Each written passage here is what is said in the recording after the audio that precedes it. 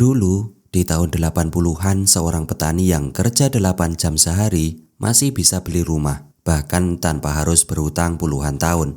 Sekarang, lulusan kampus ternama kerja 12 jam sehari, gajinya tetap saja nggak cukup buat beli rumah di pinggiran kota. Di salah satu forum online, ada yang nyeletuk gini, kalau ada anak muda bisa beli rumah hari ini, itu udah pantas disebut keajaiban dunia yang ke-8. Kedengarannya sarkas, tapi faktanya memang begitu realitas sekarang. Dan inilah masalahnya. Kita gampang banget untuk pasrah, nyalahin keadaan dan bilang, ya wajar aja susah, ekonomi lagi hancur, harga rumah makin gila-gilaan. Tapi coba jujur ke diri sendiri, apakah dengan nyalahin keadaan, hidup kita bakal berubah? Sementara roda ekonomi terus memutar, teknologi berlari kencang. Bahkan teman-teman di sekitar kita juga terus bergerak maju. Bukan karena mereka lebih beruntung, bukan juga karena mereka lebih pintar, tapi karena mereka sadar satu hal, yang jalan pelan pasti akan tertinggal. Dan di titik ini, kita harus tanya lagi, mau jadi pahlawan buat diri sendiri atau mau menyerah pada keadaan? Karena musuh sebenarnya bukan cuma ekonomi yang makin brutal, tapi juga rasa malas, rasa pasrah, dan pikiran ya udah terima aja. Kalau kamu terus kalah sama itu, habis sudah. Tapi kabar baiknya, selalu ada cara buat bertahan, bahkan buat bertumbuh di dunia yang gak pasti ini. Di video kali ini, kita akan bedah satu persatu langkah nyatanya.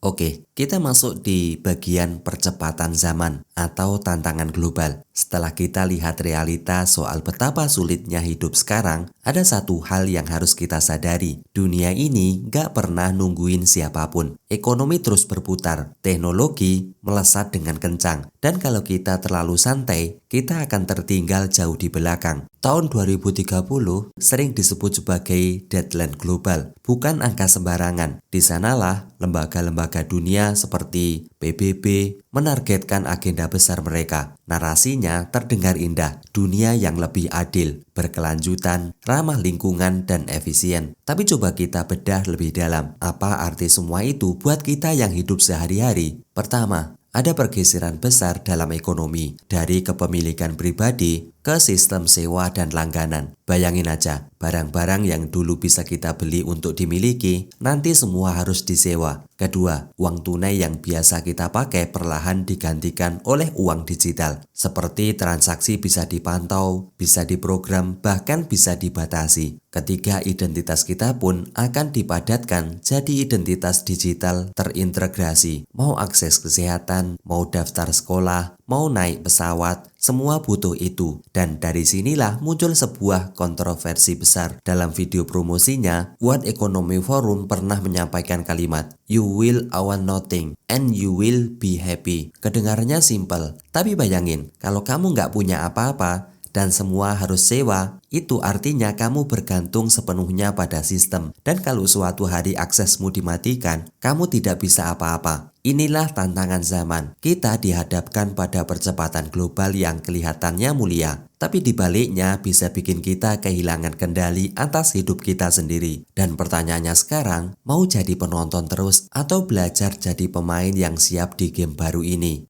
Oke, kita masuk di bagian selanjutnya, yaitu dampak langsung ke kehidupan kita. Kalau tadi kita bahas rencana besar globalnya, sekarang mari kita taruhan ke realita kita sehari-hari. Apa sih dampak nyata buat kita? Pertama, jurang sosial makin lebar, perlahan tapi pasti. Kelas menengah yang selama ini jadi penopang ekonomi mulai menghilang, yang kaya makin kaya karena punya aset. Sementara yang pas-pasan, mereka makin tertekan karena harga barang naik lebih cepat daripada gajinya. Lihat aja harga makanan pokok hari ini, bukan cuma naik, tapi terasa menyiksa. Biaya pendidikan setiap tahun semakin mencekik, dan dunia kerja makin brutal. Bersaing bukan cuma dengan manusia, tapi juga dengan mesin atau AI yang tentu nggak pernah capek, nggak minta gaji, dan nggak pernah protes. Dan yang lebih miris lagi, laporan terbaru PBB di tahun 2025 justru mengkonfirmasi hal ini. Agenda-agenda global yang katanya mau menurunkan kemiskinan malah gagal total. Faktanya kemiskinan justru meningkat, kesenjangan makin parah, dan jutaan orang kehilangan arah. Artinya apa? Kita nggak bisa lagi berharap penuh pada sistem atau menunggu keadilan global yang datang menyelamatkan kita. Karena musuh terbesar kita bukan hanya inflasi, bukan hanya persaingan kerja, tapi juga rasa nyaman yang bikin kita diam di tempat. Kalau kita terus bertahan dengan pola yang lama, sementara dunia berubah begitu cepat, kita nggak lagi sekedar ketinggalan, kita lagi benar-benar tergilas. Oke, kita masuk di realitas sehari-hari yang sudah terasa. Kita mungkin merasa aman-aman aja, tiap bulan masih bisa nongkrong, jajan atau nonton film. Tapi kalau diperhatikan baik-baik, sebenarnya kita sedang kehilangan sesuatu pelan-pelan. Itu namanya inflasi. Nilai uang kita digerogoti diam-diam. Nabung di rekening memang kelihatan aman, saldonya nggak berkurang. Tapi faktanya itu kayak naruh es di bawah terik matahari. Angkanya tetap sama, tapi nilainya mencair sedikit demi sedikit. Contoh paling gampang, gaji UMR hari ini.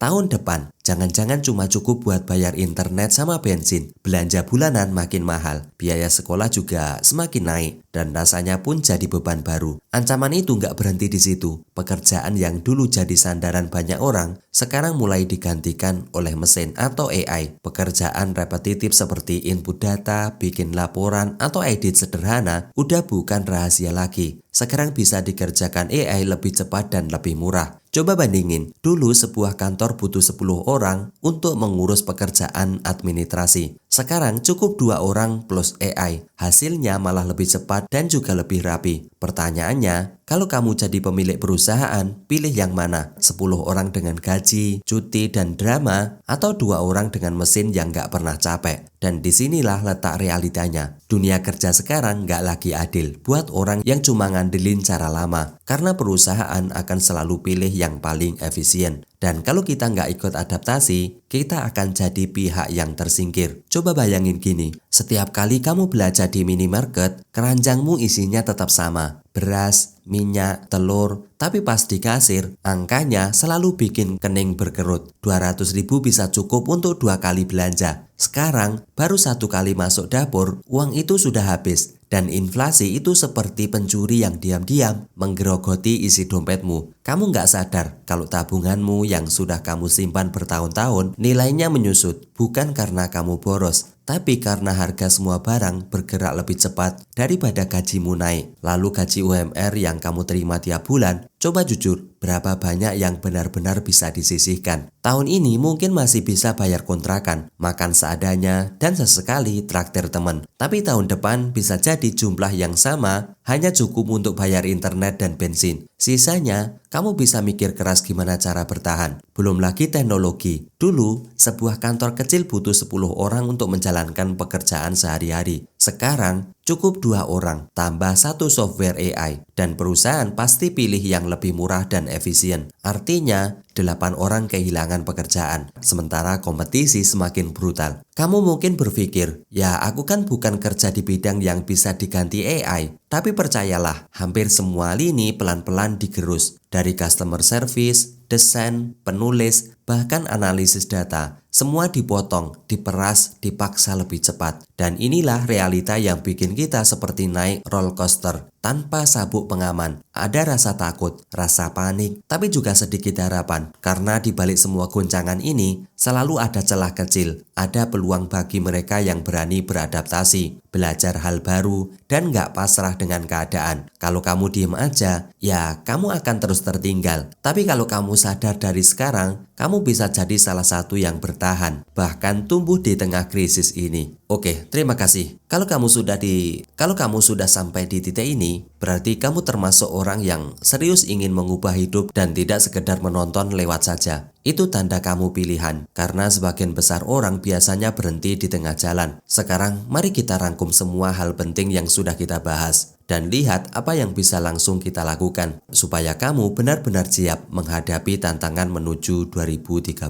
Sekarang setelah kita melihat kerasnya dunia, inflasi yang menggerogoti uang, dan teknologi yang mulai menggantikan pekerjaan kita, ada satu hal penting yang harus kita pahami. Kita cuma dikendalikan apa yang memang bisa kita kendalikan. Semua hal di luar sana harga murah, persaingan kerja, kebijakan pemerintah, sering bikin kita merasa nggak berdaya. Tapi di tengah ketidakpastian ini, ada beberapa hal yang bisa kita kuasai sepenuhnya. Hal-hal inilah yang bakal jadi fondasi agar kita nggak cuma bertahan, tapi juga bisa bertumbuh di era yang serba cepat ini. Di bagian ini, aku akan bagi menjadi 4 hal yang bisa kamu mulai sekarang, yaitu punya tujuan hidup, berkaca dengan sekitar, membangun personal branding atau kepercayaan, serta membangun benteng pertahanan. Kalau kamu fokus ke 4 hal ini, kamu akan mulai merasakan kontrol kembali atas hidupmu, meski dunia di luar tetap nggak menunggu. Yang pertama adalah punya tujuan hidup. Kalau kamu nggak punya tujuan, hidupmu otomatis akan ikut arus orang lain.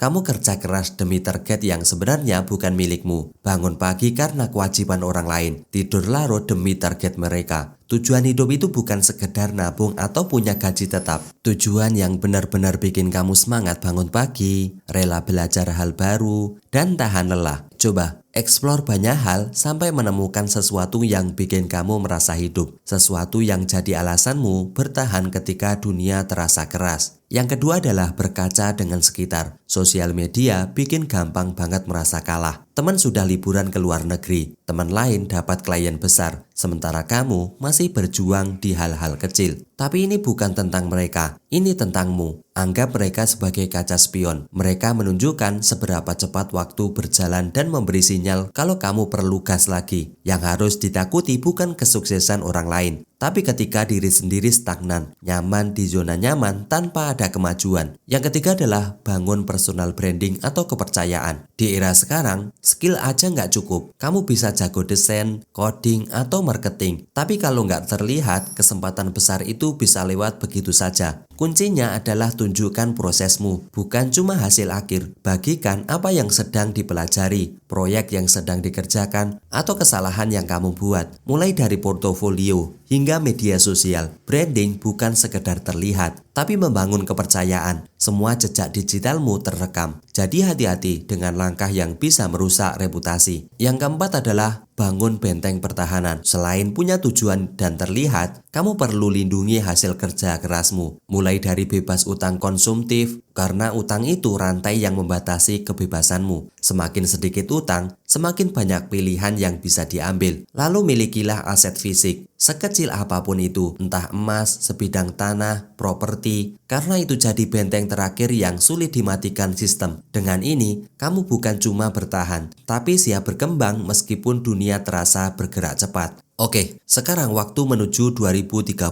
semakin dekat. Kenyataannya banyak perubahan besar sudah mulai terasa. Tapi kabar baiknya, kita belum terlambat. Dunia bisa jadi lawan, tapi bisa juga jadi kawan. Semua tergantung bagaimana kita memanfaatkan peluang dan mengendalikan hal-hal yang bisa kita kontrol. Satu hal yang harus diingat, kata nanti adalah racun paling mematikan. Semakin sering kita menunda, semakin jauh kita tertinggal. Mulai sekarang, fokuslah pada 4 hal yang kita bahas tadi. Cari tujuan hidupmu yang membuatmu semangat bangun pagi, upgrade skill yang relevan dan berharga, bangun personal branding dan kepercayaan, serta kumpulkan aset fisik sebagai benteng pertahananmu. Kalau setelah menonton ini kamu masih tidak bergerak, masalahnya bukan karena kamu nggak bisa, tapi karena kamu malas. Ingat, hidup bukan soal adil atau tidaknya dunia, tapi soal siapa yang siap dan siapa yang tidak. Kalau kamu ingin terus mengupgrade diri dan hidup anti mediocre, aku sarankan tonton video selanjutnya juga tentang strategi hidup anti mediocre. Selain itu, kamu terus ikuti perkembangan channel ini, karena kami akan memberikan update terbaru tentang kehidupan, perekonomian, dan juga kesejahteraan. Terima kasih telah sampai di akhir dari video ini. Semoga bermanfaat. Jangan lupa like, share, dan subscribe. Dan sampai jumpa di video berikutnya.